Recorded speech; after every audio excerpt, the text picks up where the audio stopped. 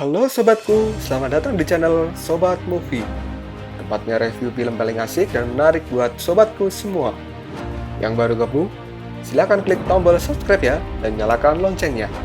Supaya kalian tidak ketinggalan film-film seru yang Mimin upload.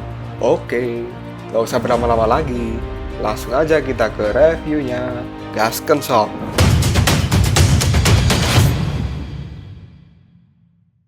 Sorry banget nih sob, Mimin langsung lompat ke chapter 95. Ini karena Mimin sudah terlambat dan ketinggalan cerita sangat jauh. Makanya, Mimin langsung lompat aja, biar gak ketinggalan ceritanya dan selalu up to date untuk sobatku semua. Oke, gak usah berlama-lama lagi, kita langsung masuk aja ke chapter 95. Di chapter ini, diceritakan bahwa zaman dahulu kala dunia dalam keadaan kacau. Kemudian, ada sebuah ledakan besar yang menyelimuti dunia di dalam bola api. Nah, dari api itulah muncul 3 dewa kuno, yaitu Raja Surga Kuno, Raja Harta Surgawi, dan Raja Kebajikan. Mereka bertiga memiliki prinsip dan ideologinya masing-masing, di mana Sang Raja Surga Kuno selalu membawa kekacauan dan kehancuran di dunia demi ambisinya. Kemudian, Raja Harta Surgawi membawa dan mewakili penciptaan, belas kasih, dan cinta. Dan yang terakhir, Raja Kebajikan lebih condong pada keseimbangan dan keteraturan untuk menyeimbangkan dunia yang kacau. Lalu ketiga dewa ini pun bekerja sama untuk menciptakan istana surga dan membimbing generasi pertama dewa untuk membentuk fondasi kekuasaan surgawi para dewa. Setelah semua itu terbentuk, malah terjadi peperangan di surga. Perang ini terjadi antara Raja Surga Kuno yang mewakili kegelapan dan Raja Harta Surgawi yang mewakili cahaya. Karena ideologi mereka berdua berbeda dan saling bertentangan, makanya terjadi perang besar antara cahaya dan kegelapan. Kedua dewa itu berperang selama 1 abad, dan dari peperangan itu, sebagian besar istana surga hancur, generasi pertama dewa banyak yang terbunuh, dan budaya yang telah mereka bangun selama ini pun ikut hancur karena peperangan itu. Melihat itu semua tak kunjung berhenti, membuat Raja Kebajikan sangat sedih. Raja Kebajikan yang netral, kini memutuskan untuk bertindak sebagai penengah di antara dewa yang berperang. Kemudian terciptalah gencatan senjata, dan para dewa kuno tak pernah ikut campur lagi dengan urusan surga, lalu menyerahkan semua urusan istana surga pada generasi dewa selanjutnya. Sejak saat itulah, para dewa kuno memilih untuk tidur dalam waktu yang sangat lama. Dan akhirnya, mereka bertiga menjadi sebuah kisah legenda. Tapi saat ini Raja Harta Surgawi terbangun, karena dia merasa perjanjian gencatan senjata mereka telah dilanggar. Dan ini akan menjadikan perang surga untuk kedua kalinya. Raja Harta Surgawi yang telah tertidur selama 1 milenium, kini muncul kembali di istana surga untuk melawan Raja Surga Kuno. Para prajurit yang melihat kemunculan Raja Harta Surgawi menjadi kaget, karena kekuatannya sangat mengagumkan. Dewa Sasin pun menebak kalau wanita itu pasti salah satu dari 3 dewa kuno. Dan Jenderal Barat langsung menyebut namanya, Raja Harta Surgawi. Kini Raja Harta Surgawi pun bicara pada Raja Surga Kuno, bahwa selama aku tertidur, kau telah melakukan banyak kejahatan yang sangat kejam. Dan kini Raja Harta Surgawi mengeluarkan tongkatnya dan bilang pada Dewa Kegelapan atau Raja Surga Kuno, bahwa selama ada dirinya, istana surga tak akan pernah tenggelam dalam kegelapan. Dia pun lalu memukulkan tongkatnya di lantai dan menimbulkan gelombang kekuatan yang sangat dahsyat, membuat para dewa kegelapan ketakutan, dan mereka bertanya-tanya, siapa wanita ini? Kekuatan surgawinya sangat besar sekali, membuat para arwah jahat tak mampu mendekat, apalagi menyentuhnya.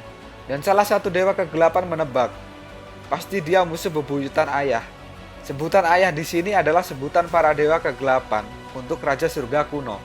Raja Harta Surgawi lalu berkata, bahwa setelah perang itu, kami setuju untuk tak ikut campur urusan surga lagi, dan tak ingin mencampuri dunia dengan ideologi para dewa kuno, dan membiarkan dunia berkembang secara bebas. Tapi kini Raja Surga Kuno malah melanggar perjanjian damai itu, dan diam-diam mengumpulkan pasukan arwah jahat Hal ini membuat Raja Harta Surgawi merasa jijik. Raja Surga kuno pun bilang, "Kau terlalu naif dan tak pernah paham tujuanku." Raja Surga kuno pun merasa satu langkah lebih unggul dan tak bisa ditahan oleh peraturan apapun. Kini Raja Surga kuno menyuruh Raja Harta Surgawi untuk melihat bahwa di belakangnya dia memiliki pasukan kuat, para pejuang kebebasan yang sama seperti dirinya saat perang pertama. Raja Harta Surgawi pun bilang kalau situasinya memang mirip dan dia menyesal karena tak membunuh sang Raja Surga kuno saat mempunyai kesempatan. Raja Surga kuno pun menyangkal bahwa yang beruntung adalah dirimu, Raja Harta Surgawi, dan dia pun bilang bahwa keajaiban tidak terjadi dua kali. Raja Harta Surgawi pun mengajak untuk melanjutkan pertarungan dan dia pun mengeluarkan tameng dan tombak pedangnya bersiap untuk melanjutkan perang yang belum selesai. Tiba-tiba datanglah seorang yang berkata, "Hentikan, aku bilang hentikan." Dan dua raja pun bertanya-tanya, siapa itu? Lalu orang itu pun berteriak lagi, meminta untuk berhenti sekarang juga. Kemudian Sun Wukong kaget dan seperti mengenali sebuah benda yang melayang di atas langit surga. Dari atas benda itulah orang yang tadi minta untuk menghentikan peperangan lalu berkata, "Apa tak ada cara lain lagi untuk menyelesaikan perbedaan selain menghancurkan satu sama lain?" Ternyata orang itu adalah Raja Kebajikan yang bernama Taisang Laojun yang datang untuk jadi penengah. Raja Dewa Kuno dan Raja Harta Surgawi langsung menoleh pada Raja Kebajikan. Raja Kebajikan pun bilang, "Perang cahaya dan kegelapan adalah hal yang tidak diperlukan." Dan kini, Raja Kebajikan pun menasehati dua raja kuno yang akan berperang. Dan dia sudah punya solusinya. Ternyata solusi itu adalah kompromi. Dan dengan kompromilah akan tercipta sesuatu yang harmonis. Apa kalian setuju? Kata Raja Kebajikan. Lalu Raja Harta Surgawi pun protes. Karena Raja Kebajikan tak paham siapa yang memancing keributan. Dan jika kompromi itu dilakukan, pasti Raja Surga Kuno akan melanggarnya lagi. Dan kini Raja Kebajikan meminta Raja Surga Kuno untuk meminta maaf. Raja Surga pun hanya terdiam. Raja Kebajikan masih tetap akan netral agar tercipta sebuah kesepakatan. Dan tak perlu ada konflik antara cahaya dan kegelapan, karena mereka semua adalah dewa. Dan kini, surga telah terpisah menjadi dua pihak yang masing-masing ingin memusnahkan satu sama lain. Raja Kebajikan meminta kedua belah pihak untuk saling menerima dan toleran, agar tercipta surga yang beragam, ada cahaya dan juga ada kegelapan. Para jenderal pun kini hanya terdiam. Begitu pula dengan Dewa Sasin. Tiba-tiba saja Sun Wukong merasa kesal karena Raja Kebajikan terlalu banyak bicara. Wukong pun lalu meninju lantai dan balik ngomel sama Raja Kebajikan. Wah, Wukong ini berani sekali sama Dewa Kuno ya. Wukong pun bilang kalau dia muak karena Raja Kebajikan ceramah soal toleransi dan memaafkan. Raja Harta Surgawi pun lalu memanggil Sun Wukong. Sun Wukong malah tambah marah dan bilang, "Tiga dewa kuno arogan dan egois." Dan kini Sun Wukong pun bilang, kalau tiga dewa kuno adalah sampah dan perkataannya hanyalah omong kosong. Para dewa kuno pun kini hanya terdiam mendengar perkataan Sun Wukong. Tak hanya itu saja, Wukong pun kini menunjuk Kaisar Sitian sebagai anjing yang tunduk pada majikannya. Dan Kaisar pun melihat Wukong dengan tatapan yang marah. Mendengar Wukong bicara seperti itu, Raja Kebajikan memanggil Sun Wukong dan bilang, "Ini surga, bukan tempatnya siluman untuk berpendapat." Raja Kebajikan masih mengingat saat Wukong menerobos masuk tungku kultivasi dan mencuri banyak pil eliksir. Dan berkat pil eliksir itulah, Sun Wukong mampu bersaing dengan para dewa generasi terbaik.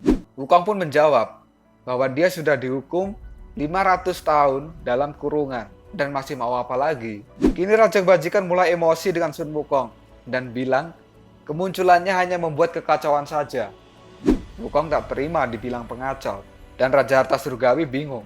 Kemudian Raja Kebajikan bilang bahwa dia tahu penyebab dari peristiwa ini adalah ulah Sun Wukong yang mengacau di surga dan menyalahkan Wukong dengan menyebutnya bersalah.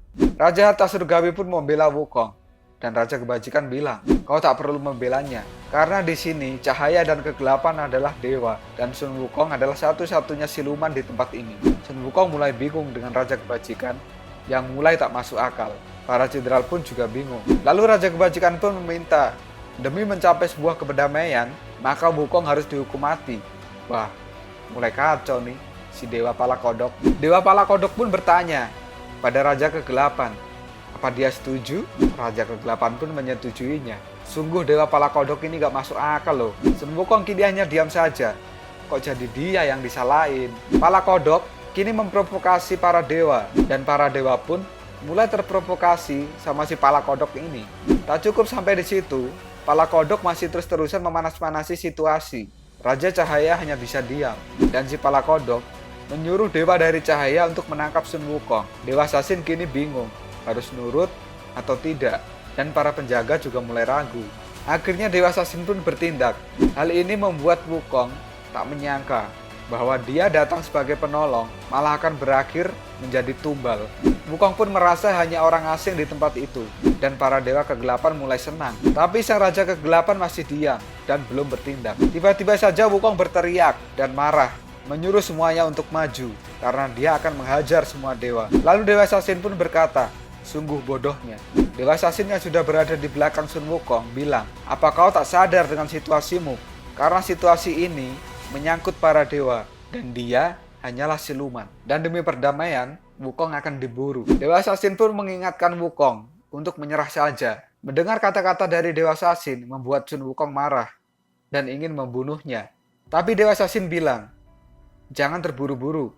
Wukong pun terdiam dan bingung. Kemudian Dewa Sasin mulai bicara pada Pala Kodok kalau dia menolak. Dan mulai sekarang, Dewa Sasin tidak menganggap dirinya sebagai dewa. Seketika para dewa kuno mulai bingung dengan sikap Dewa Sasin. Dan Pala Kodok pun bertanya, mau memberontak? Apa yang akan terjadi selanjutnya pada Dewa Sasin, Sun Wukong, dan para dewa? Tunggu kelanjutannya di chapter 96 ya sob.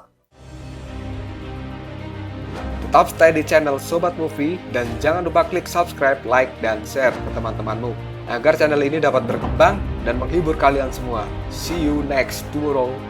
Bye-bye.